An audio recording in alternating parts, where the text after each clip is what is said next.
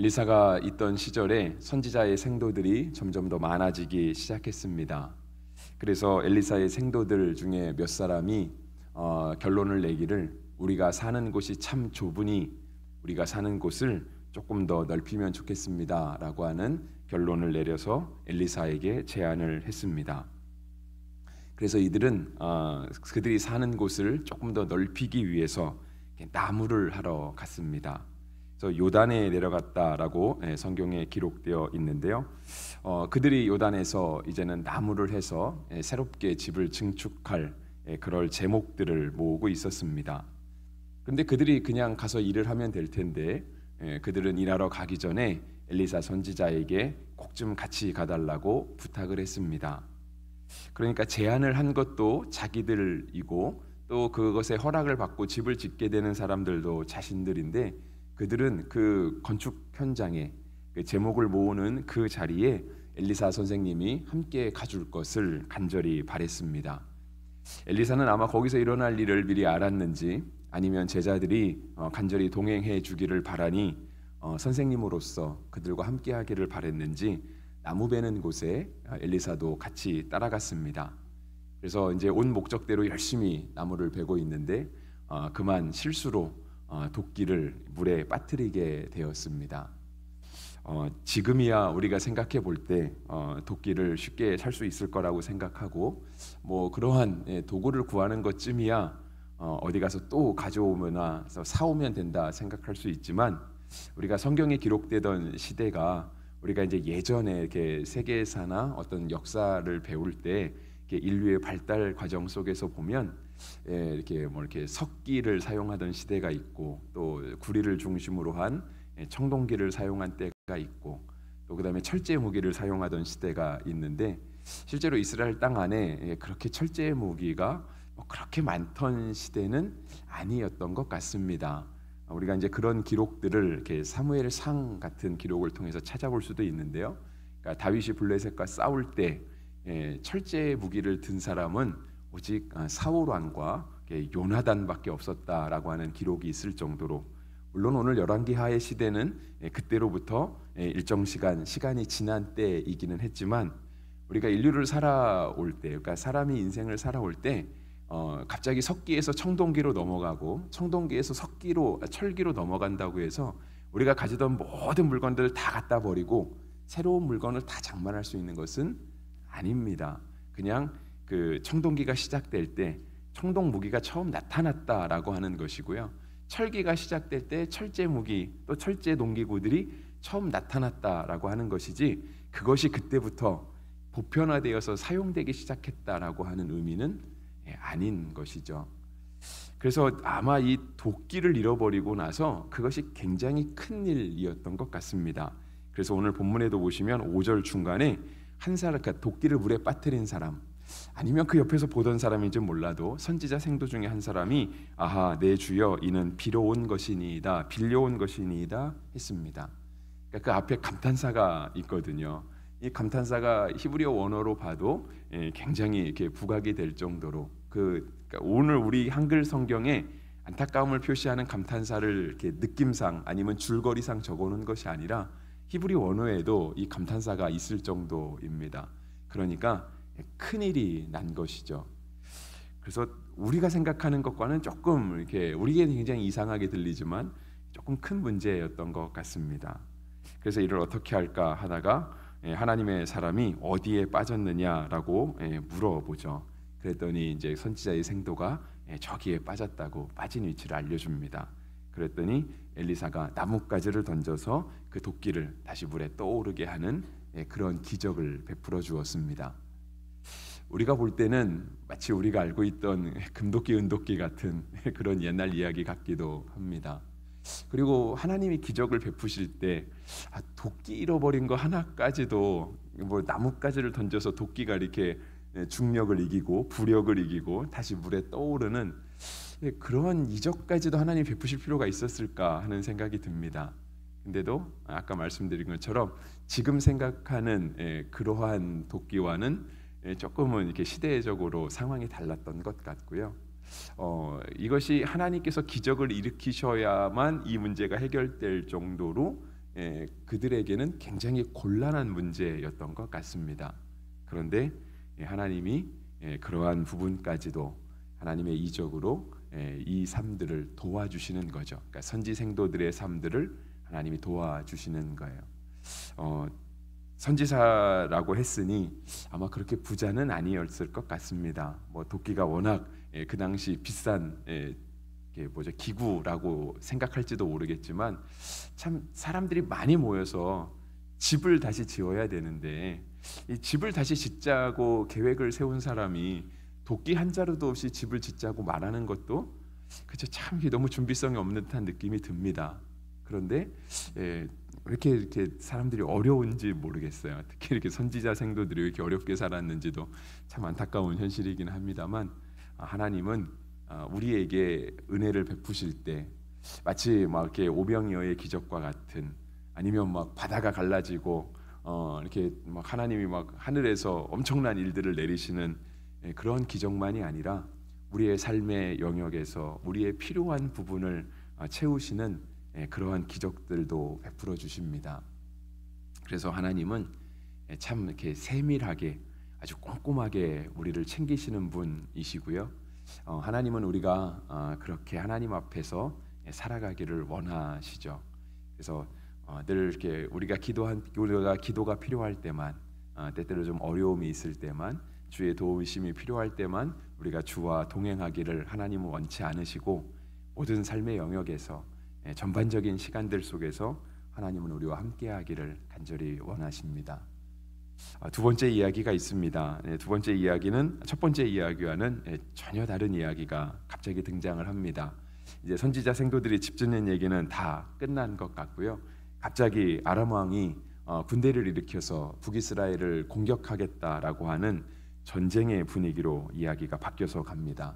그래서 그들도 역시 계획을 세웠습니다. 마치 집 지으려고 하는 사람들이 계획을 세웠던 것처럼 이 아람 왕과 그 군대도 북이스라엘을 정벌하기 위해서 그들과 전쟁을 하기 위해서 계획을 세웠습니다. 그 내용이 8절 끝에 있는 우리가 아무데 진을 치리라라고 하는 것이었습니다. 그러니까 군사 전략을 세운 것이죠. 우리가 어떻게 하면 북이스라엘과 싸워서 이길 것인지, 우리가 어떻게 하면 그 땅을 조금이라도 빼앗아 올 수 있을 것인지, 진짜 전략을 꼼꼼하게 세운 겁니다.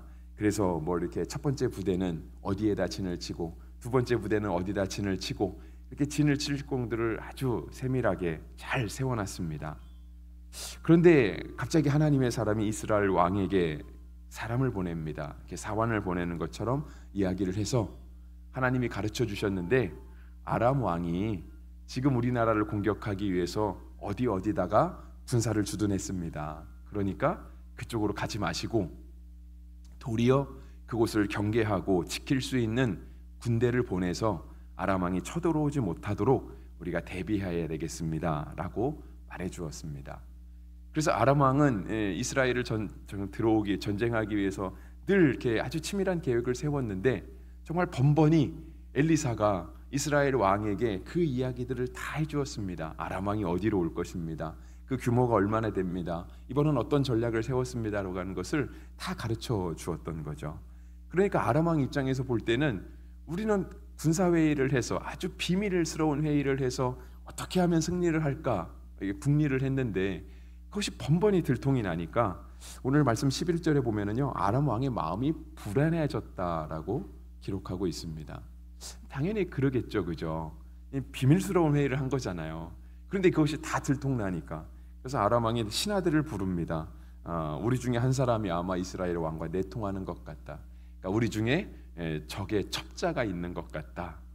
이렇게 걱정을 하고 이게 단지 전쟁을 할 때 어떤 군사 전략만 가르쳐 주는 것이 아니라 전쟁을 하지 않더라도 우리나라 안에 모든 내부적인 사정들을 다 평상시에도 이스라엘 왕에게 갖다 다 고해 바치는 것이 아니냐. 그러면 우리가 불안한 것 아니냐라고 하면서 첩자를 찾아내려고 했습니다. 그랬더니 그 중에 신하 중에 한 사람이 어떻게 알게 되었는지 모르지만 이스라엘 땅에 엘리사라고 하는 사람이 있다고 말해주면서 그는 하나님의 사람으로서 왕이 침실에서 한 얘기까지도 다 알고 있다고 얘기해 주었습니다. 아마 엘리사의 명성이 굉장히 대단했던 것 같습니다. 이방 나라에서도 이렇게 알 수 있을 정도로 엘리사가 정말 특별한 하나님의 사람이었던 것 같습니다. 그래서 아람 왕이 엘리사를 잡으러 갑니다. 그래서 군대를 많이 보내서 엘리사가 거하고 있는 성읍을 에워쌌습니다. 그러니까 한 사람을 잡기 위해서 아람 왕이 나라의 군대를 동원하여서 엘리사가 살고 있는 그 성읍을 둘러서 포위했습니다. 이것이 오늘 본문에 기록된 내용이고요. 이후의 내용은 이제 내일 우리가 다시 살펴보게 될 것입니다. 오늘 본문을 통해서 우리가 하나 생각해 볼 것이 있습니다. 그것은 무엇이냐면 하나님은 우리를 보고 계신다라고 하는 사실입니다. 첫 번째, 도끼가 물에 빠졌을 때에도 하나님은 우리를 보고 계십니다.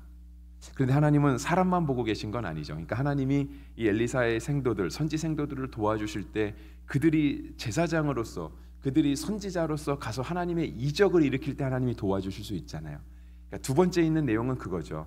아람 왕이 비밀스럽게 군사회의를 했어요. 엘리사가 그곳에 함께 있지 않았거든요. 근데 엘리사가 그 모든 군사 계획들을 다 알고 있었습니다. 하나님이 도와주신 거죠. 하나님의 기적 아니겠습니까?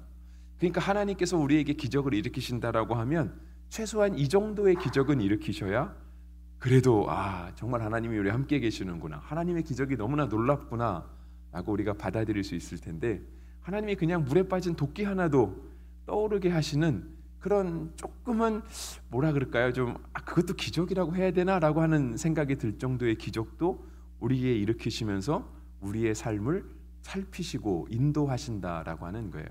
그래서 하나님이 우리의 삶을 그렇게 아주 꼼꼼하고 세심하게 바라보신다는 거죠. 그런데 더 놀라운 것은 그거 같아요.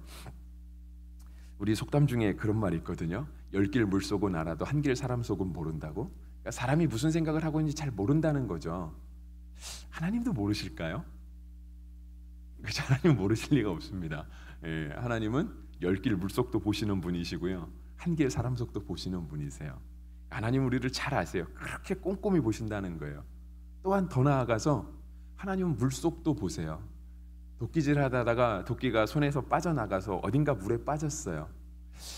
그 많은 물 속에 뭐 깊은 물인지 얕은 물인지 모르지만 그 많은 물 속에 도대체 그 도끼 한 자루 쇳덩이 하나가 어디 빠졌는지 어떻게 아실 수 있었을까요? 물론 지금이라면 충분히 찾습니다. 지금은 뭐 우리가 사람이 만든 장비가 엄청나게 대단하니까 그런 물 속에 있는 철조각 하나 찾는 건 일도 아니겠지만, 이 성경이 기록되던 당시에 사람들은 물 속에 빠진 거를 찾아낼 재간이 없잖아요. 그러니까 우리가 여러분들 예전에 혹시 어렸을 때 잘하실 때 개울가에서 수영하시던 그런 기억 있으십니까? 물속에 뭐 빠뜨리고 나면 찾아내야 되잖아요. 그럼 좀 수영 잘하는 애가 바닥을 샅샅이 뒤지면서 찾아주기도 하고 끝내 못 찾기도 하고 그러잖아요. 근데 하나님이 철조각 하나 떨어진 때까지도 다 보고 계시는 거예요. 그리고 그것을 떠오르게 하시는 거예요.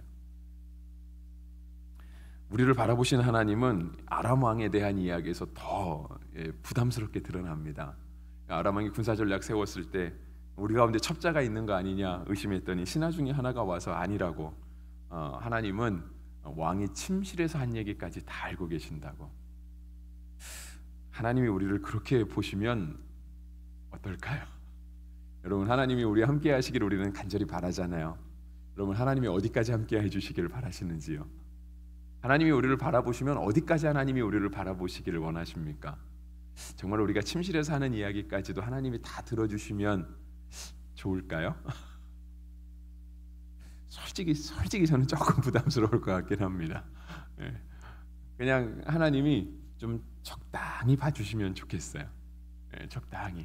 마치 우리가 이렇게 요술램프를 하나 들고 다니는 것처럼 필요할 때만 하나님이 나와서 우리의 삶을 봐주시고 도와주시고, 우리가 하나님을 필요로 하실 때는 하나님이 좀 어디 램프 같은데 좀 갇혀 계셔서 좀 우리에게 좀 자율성도 주시고, 우리의 좀 민망하고 부끄러운 부분들은 좀 안 봐주시면 좋겠다라고 하는 생각이 들기도 합니다. 우리가 밤에 꾼 꿈을 하나님은 알고 계실까요? 당연히 알고 계시죠. 당연히 알고 계십니다. 우리가 속으로 하는 이야기를 하나님은 알고 계시고요. 우리가 느끼는 감정을 하나님은 다 알고 계십니다. 때때로 하나님이 너무 많이 알고 계셔서 하나님 이거는 조금 눈 감아 주시면 좋겠습니다 하는 부분이 있다 할지라도 하나님은 그것까지도 다 알고 계십니다. 그래서 조금은 하나님이 물속에 있는 철조각을 보시는 것처럼 우리의 마음이 깊은 것까지도 다 보고 계신다는 사실이 때때로는 부담스럽기도 합니다. 하지만 걱정할 필요는 없습니다. 왜냐하면 하나님은 인격적이시기 때문에 그렇습니다. 우리가 어저께도 설교 끄트머리에 잠깐 말씀을 드렸죠. 하나님 앞에 선한 것이 무엇일까? 하나님은 선하신 분이시거든요. 하나님이 선하시기 때문에 하나님이 우리에게도 말씀하세요. 너희도 선행으로 행할 수 있어야 된다라고 말씀하시거든요. 하나님은 우리의 삶을 그렇게 아주 너무 자세하게 진짜 꼬치꼬치 하나하나까지 다 보시지만 그것을 무기 삼아서 우리를 공격하시는 분은 아니십니다.